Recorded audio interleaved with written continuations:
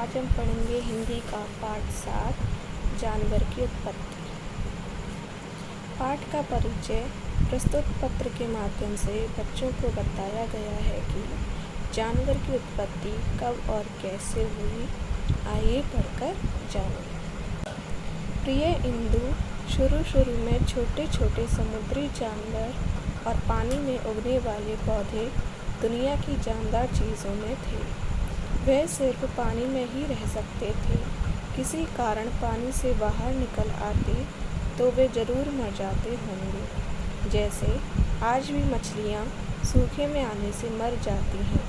पानी के वे जानवर जिनकी खाल जरा सख्त थी, वे सूखी ज़मीन पर दूसरों से कुछ ज़्यादा देर तक जी सकते होंगे, क्योंकि उन्हें सूखने में देर लगती थी। इस प्रकार जिनकी खाल ज़्यादा सख्त थी, सूखी ज़मीन पर वे बढ़ते गए। सोचो कितनी अजीब बात है।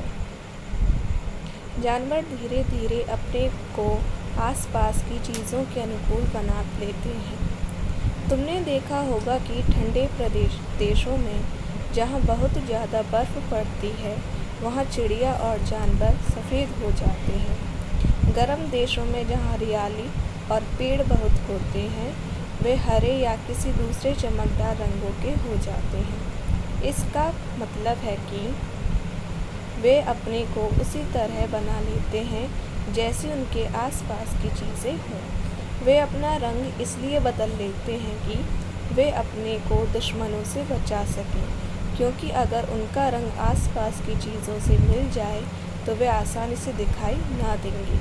इसलिए चीते का रंग पीला और धारीदार होता है, जैसे धूप की तरह, जो दरख्तों से होकर जंगल में आती है।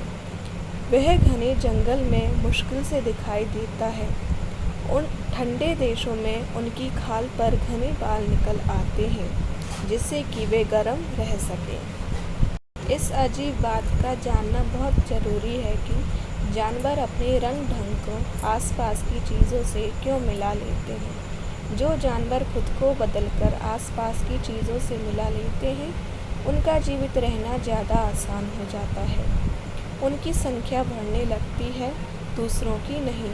हमें ये बदलाव जो हमारे चारों तरफ होते रहते हैं, देख नहीं पाते, क्योंकि वे बहुत धीरे धीरे होते हैं और हमारा जीवन बहुत छोटा होता है। लेकिन प्रकृति अपना काम करती रहती है और चीज़ें बदलती और सुधरती रहती हैं। वह ना तो कभी रुकती है और ना ही आराम करती है। इसका यह मतलब हुआ कि जैसे और जानवरों ने अपने को आसपास की चीज़ों के अनुकूल बना लिया और आगे बढ़ते गए, इस तरह आदमी भी तरक्की करता गया, या यूँ कहें कि प्रकृति उसे सुधारती रही।